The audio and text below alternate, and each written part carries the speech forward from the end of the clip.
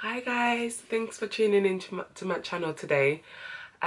So we are going to be talking about what to expect after having a baby. Excuse my voice today. I've not been feeling well, so I've got a bit of a cold, so excuse the way I sound, but I really wanted to come on and really share, with you, what to expect after having a baby, especially if it's your first time, if you're first time mom, or like me, you've got a big gap in between your children, so the memory basically is not really quite there. Then please stay tuned. Let's get into it. All right, I will be looking down at my notes, so please excuse me. So one of the things you can expect after having a baby is bleeding. Yes, lots and lots of bleeding. So what I did to cope with the bleeding was I actually, thanks to my midwife, I actually bought those incontinent pants that old people wear. Yeah, that's how deep it is, because the bleeding is so much that you can actually get yourself soiled and messy. So I bought those. But if you don't feel comfortable, sorry, with those, then you can actually buy those big large pads to use. And also you can buy disposable knickers, because you don't want to get your good knickers dirty, or you can actually buy some cheap granny pants to kind of combat that issue.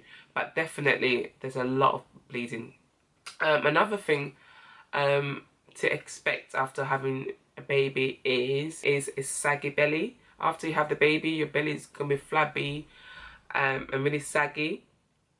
So ladies, now listen carefully. Now this is very, very important, okay? Yes, I know that your priority is your baby, and you want to make sure your baby's fine.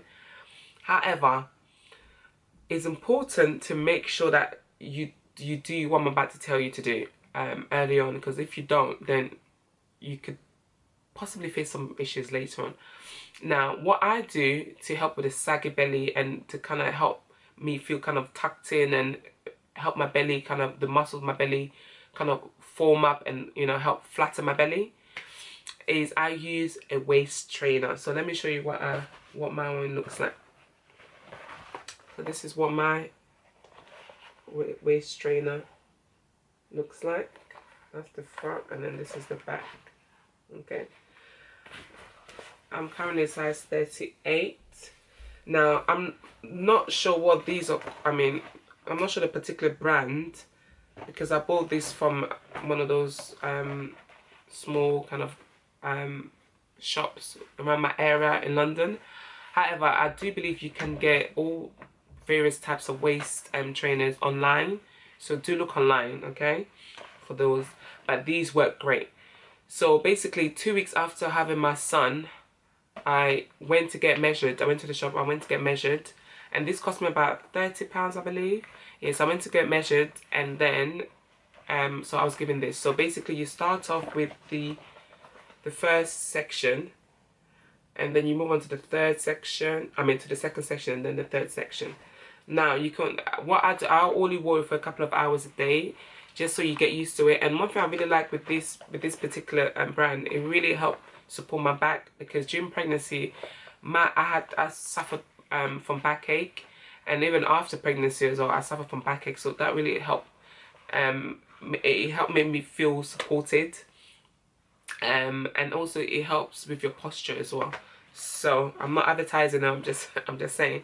And also it helps firm up your stomach, because you have to remember you're pregnant for about 9 months, and then so your stomach forgets what it was like before. So using the waist trainer, or any type of waist trainer, will help kind of bring back those muscles and help your stomach remember. Now if you skip this step, girls, listen, that saggy stomach, girl, don't tell me I didn't don't tell me I didn't warn you, but it helps. Anyway, moving on. Another thing to expect is aches and pain. And when I say aches and pain, it's just going to be all over your body. You're just going to feel really achy and just sore, especially down below. Now, because when you think about it, a small human has come out of you, so naturally you are going to be sore. Now, obviously, I'm talking vaginally. If you've had a vaginal delivery, If you've had a C-section, obviously you're going to be sore, you know, where, you know, your operation line is. So that's another thing to be mindful. And also, if you do breastfeed, um, you every time you breastfeed, your uterus will contract, which can be quite painful and sore, especially in the first few weeks. Another thing to expect is exhaustion.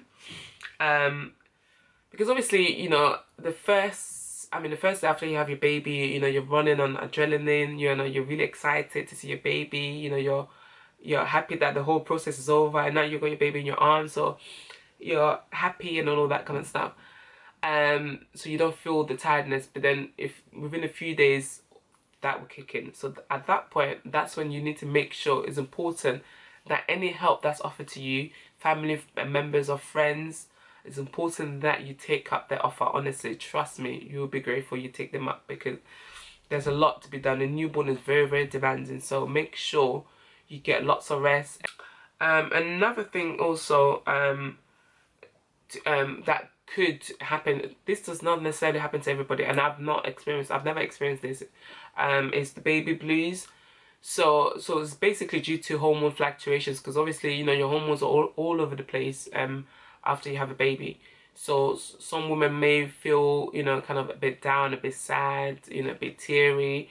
So if you're one of those, you know, women who do experience that, it is absolutely normal. Please don't freak out.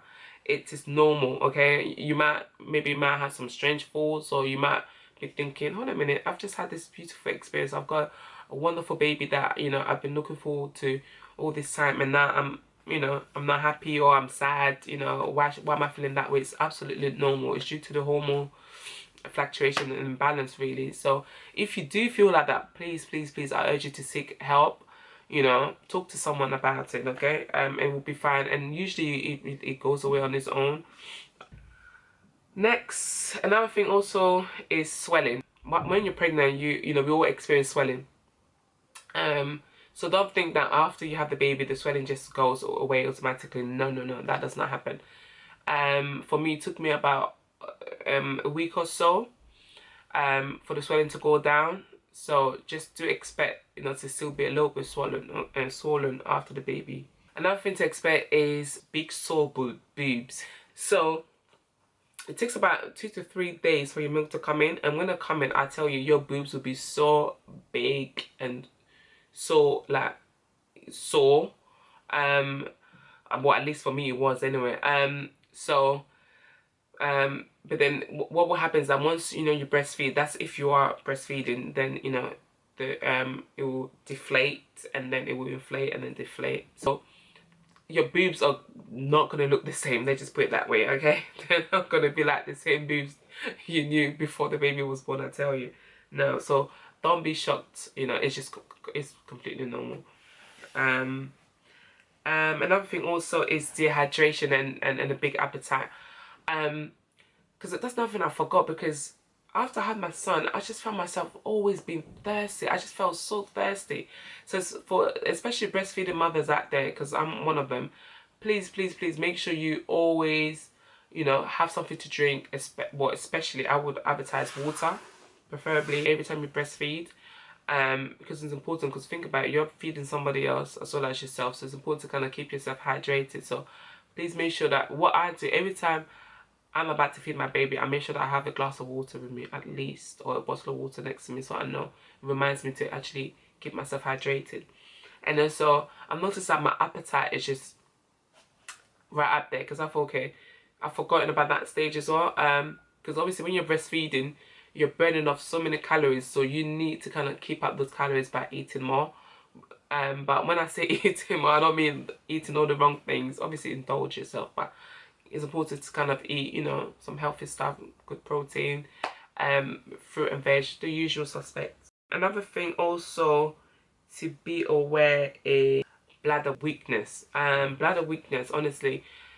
See, the thing is, if you don't do your pelvic floor exercise, then you'll be in big trouble, because you might experience a weakness in your bladder, and maybe when you laugh or cough, you might kind of have a little accident. So make sure you do your bladder, make sure you do your what do you call it, your pelvic floor exercise.